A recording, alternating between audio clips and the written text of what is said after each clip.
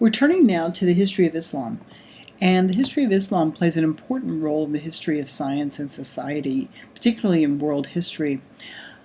The center of where we're headed is Baghdad, and that is this city right here along the Tigris and Euphrates River, very closely connected to the ancient city of Babylon.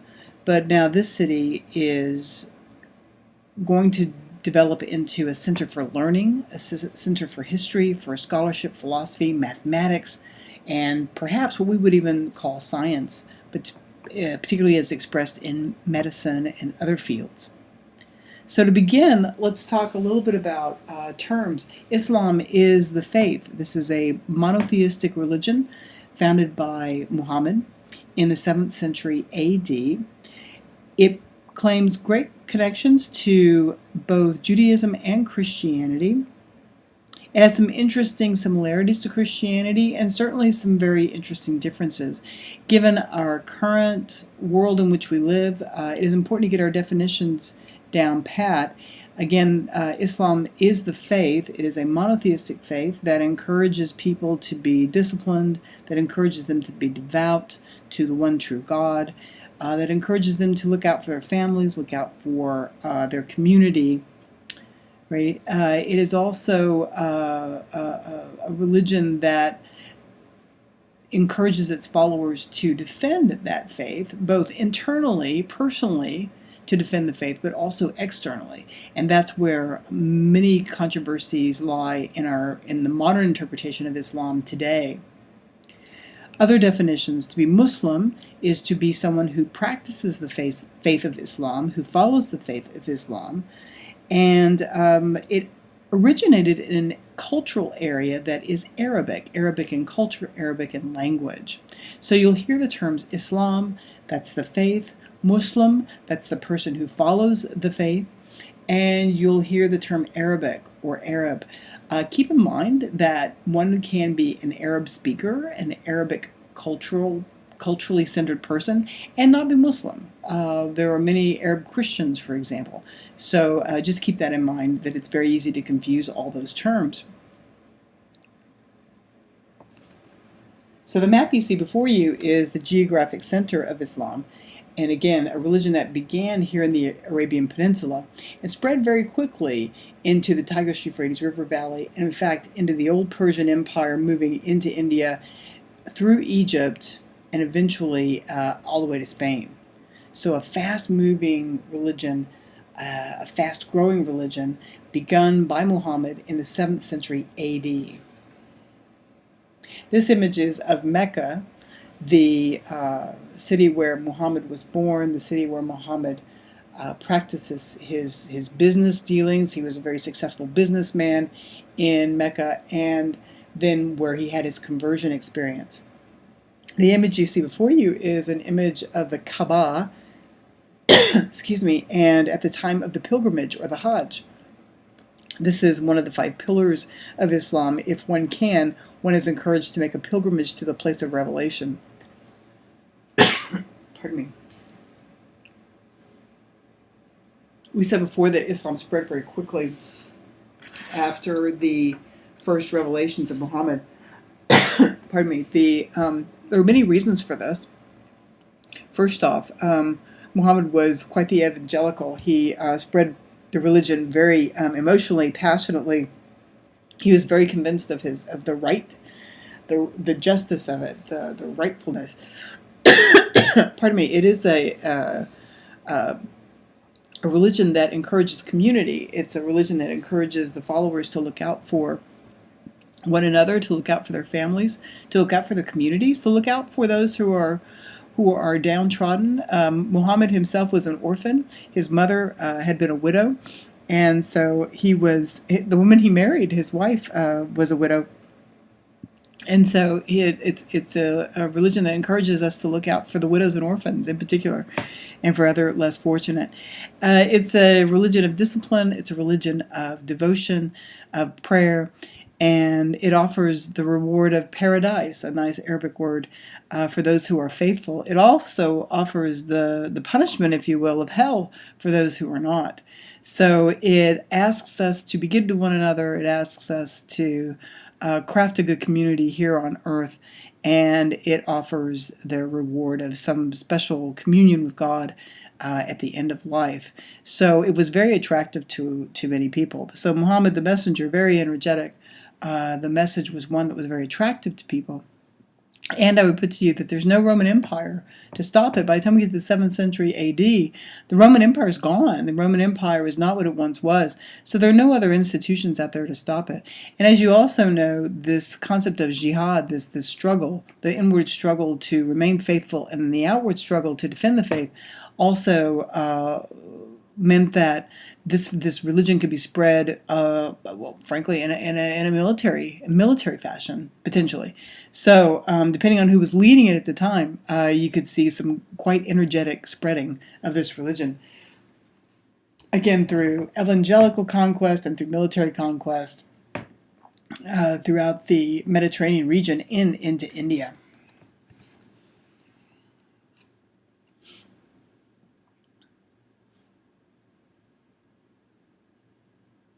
This map just is meant to show you that once Islam did spread very quickly, very fast, it was not one particular brand of Islam. It was not unified. It was perhaps in the beginning, but over time, very quickly, to be honest, it separated into different leaderships. So you see from this map that you get the Almohads, the sort of dark green in North Africa, the Zaidi Imams in the bright yellow to the south in Arabia. Then you get different leadership, the Abbasids, the Seljuk Turks. And so, again, we should not think of Islam politically and really culturally as a monolithic society, that there are different cultures that practice Islam, different language groups that practice Islam, and most likely, though I am no expert, I will say that most likely what you'll see is different iterations of Islam depending upon the cultural base that adopts it. So different kinds of leadership styles, different kinds of approaches over time. So again, I apologize if that's offensive to anyone, but it is important, I think, for us to know that there's not one universally accepted leader of the religion of Islam, and it is not wholly organized in a way that we might think it could be. We've been talking about different kinds of approaches to civilization with science and technology, and in particular monumental building shows up. And so I thought I'd show you a few images of some of the great architecture that comes out of Islam. We do not have art per se that comes out of Islam, the kind of art that you might imagine with the Greeks and the Romans and others, and that is because it is anathema. It is wrong to make graven images in Islam, as it is in Judaism. And so what we do see, however, are great buildings associated with religious worship. This is the great mosque of Samarra, and it's a very interesting sort of ramp that goes up and up and up, to imitate perhaps one of the stories of Muhammad's ascension into heaven, to get a view of what paradise would be like so he could report to his followers. It also reminds me a bit of that ziggurat shape, right, where you get higher and higher, narrower and narrower at the top. So a very interesting mosque. This is the Dome of the Rock, also a very beautiful building with a dome that is layered in gold. This was built by a merchant, a Muslim merchant, who wanted to show his devotion to God. And he built this over the place of revelation where Muhammad was said to have been, again, whisked into heaven to get a vision of the afterlife, and then also whisked down to hell to get a vision of what that torment would be like for followers who failed in their faith. This also is the location that the Hebrews maintain, and Christians, of course, where Abraham was asked to sacrifice Isaac. So this location here, it is in modern-day Israel, is sacred to many different religions and therefore quite contentious. The other thing to note is that this is a religion founded by a merchant. and we talk about the importance of trade routes for the spread of science and technology in the ancient world. And this building, built by a merchant who also engaged in that kind of trade that we'll see in another video, leads to the spread of ideas of science and technology. The Islamic world also was the scene of the Crusades in the Middle Ages, and that's when Islam and Europe are going to have contact with each other. Yes, at first it is militaristic. Yes, it is at first very contentious. But over time, we'll see that the Crusades offered the opportunity for Europeans and Muslims to exchange ideas. One of the things they exchanged was this idea of fortress building, castle building. Some of the best European medieval-style castles are still in existence in the Middle East because the Muslims who eventually overtook those castles, restored them, maintained them, and there is some of the best castles that show military technology and architecture from Europe are actually in the world of Islam. So this one is in Syria, and it's a 12th century castle.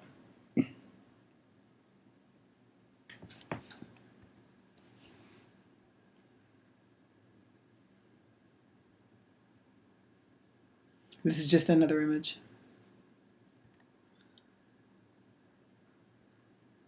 One of the other places I'd like to take you fully briefly is to Spain. And Spain became a very interesting place intellectually, but also militarily, architecturally. It's, in my opinion, it's Land's End. It's where, if you're being chased out of Europe, this is one of the places you may go. So you'll find Celtic-speaking folk. You'll find Christian folk. If you're being pushed out of Africa or the Middle East even, this may be the place that's Land's End for you. You'll find a significantly large Jewish population that has lived in Spain since the 1st century AD. And then also Islam is going to spread here as well. So you get an interesting combination of all these different religions in this one place. In particular, you'll find, for whatever reason, medical treatises out here seem to be preserved from Spain, because I think probably all 3 religions found medical treatises to be very important. So if you're interested in the history of medicine and medieval medicine, Spain is the place that you need to go, because you've got Christian doctors, Jewish doctors, and Muslim doctors all writing at the same time. And a lot of these materials are preserved. One of the great fortresses in Spain is in Granada, and this is the Alhambra. And the great thing about this place is it was built over Roman fortifications, built over other kinds of fortifications, because it's just such a great lookout space. One of the other elements at the Alhambra is this interior courtyard. The Romans certainly liked this, but so too the Muslims. The Muslims liked their gardens. They liked their interior courtyards. They could catch the breezes, good shade. And the other thing to note is these beautiful arches, often called the arabesque. And another sort of feature, if you will, of Arabic architecture and art. Again, this is where you'll see lots of expression of Muslim art, engineering, architecture. Again, beautiful place, beautiful use of water, greenery, arches. We'll talk about this in another video, and you may have already seen it, but one of the other features of the Arabic world is the merchant. Muhammad was a merchant. The place of revelation where Islam first began was the Arabian Peninsula. Pretty much a desert for the most part, but great trading depots all along the coast of the Arabian Peninsula. Bedouin traders who knew how to travel across the desert, who knew how to get you from point A to point B in the shortest amount of time, and that sometimes meant going across the desert, were these Bedouin caravanners. They adopted Islam very quickly. And so what you have here, this combination of merchants and Islam as an evangelical religion, means that Islam's going to be spread quickly across these trade routes.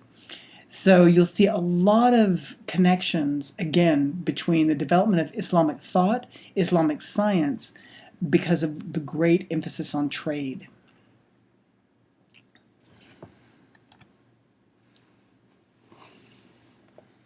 This image comes from one of the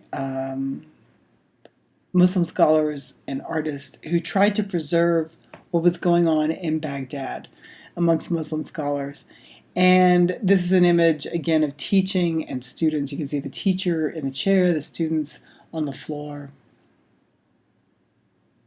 And one of the things that the Muslims were quite good at and very famous for was to read Greek texts, to translate them into Arabic, and to preserve that Greek knowledge as we're moving into the Middle Ages. As you know, in Middle Age Europe, we are in something of a dark age at the same time that Islam is flourishing. And we don't seem to have as much emphasis on scholarly text, on the preservation of knowledge. We are instead just trying to develop European civilization. You can read about this in, I believe, chapter 10 in McClellan and Dorn. And so to have the preservation of ancient Greek math, astronomy, medicine, all of this was going on in places like Baghdad and Toledo in Spain. Again, when you take a look at that video on communication, you'll see this map. It's a 12th century map of the world. Islam focused on trade. Muslim people were involved in trade, and this geographer is named Al-Idrisi. He was in Cordoba in Spain, and again, a place of learning, a place of education, and he gave us this extraordinary map. As I've said in another video, it's fun to look at because south is actually the top of the map, and north is actually to the bottom part of the map. And that's okay, really. Again, he was here in Spain. Spain has some lovely detail to it. France, not so much. England, it seems like the closer you are to the world you're in, the more you know about it. So Morocco is very detailed. Egypt, not so bad. Arabian Peninsula, probably larger than it ought to be, but very detailed because we know more about it. The same thing about Turkey, and then we're moving into India. We know a little less about the northern part, but again, some significant detail in these trade routes to China, India, the Arabian Peninsula, and then all the way to Spain. So early map making, one of the things associated with Islam and their scientific inquiry. And this is the Great Mosque at Cordoba.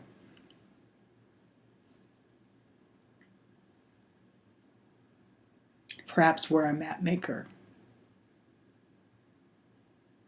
worshipped or studied.